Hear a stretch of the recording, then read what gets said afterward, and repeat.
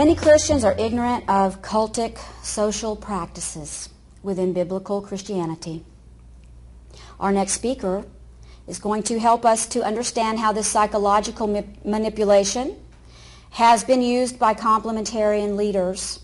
And also, she is going to talk to us about the cultic nature of this movement. Cindy Kunsman is my sister in Christ. She is a registered nurse. She is the editor of Under Much Grace blog, where she talks about these things. She talks about the phenomenon of spiritual abuse, which is very much a part of this movement, and how churches with otherwise sound doctrine can cross a line and become aberrant in this doctrine, and even cultic in their practices.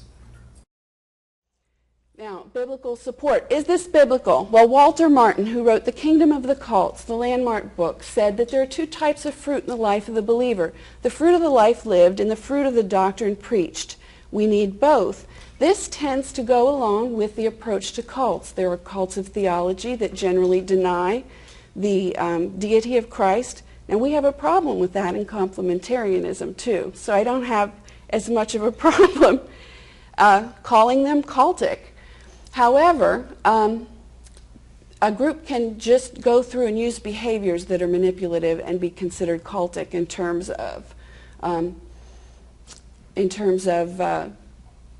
just the behavior and social psychology. Okay, now,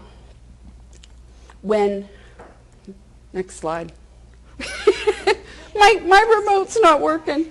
Okay, what does the Bible tell us about spiritual abusers? Now, most Christians confront people regarding doctrine. It's not proper to confront anybody. And the next give me 4 clicks there.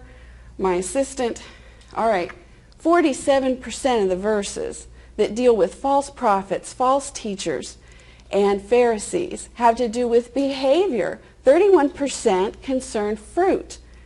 12% concern motive, 10% deal with doctrine. If we are going to confront cultic behavior in the church and manipulation, and we only are allowed to talk about doctrine, are we doing what the Bible tells us to do? Absolutely not. I don't think so.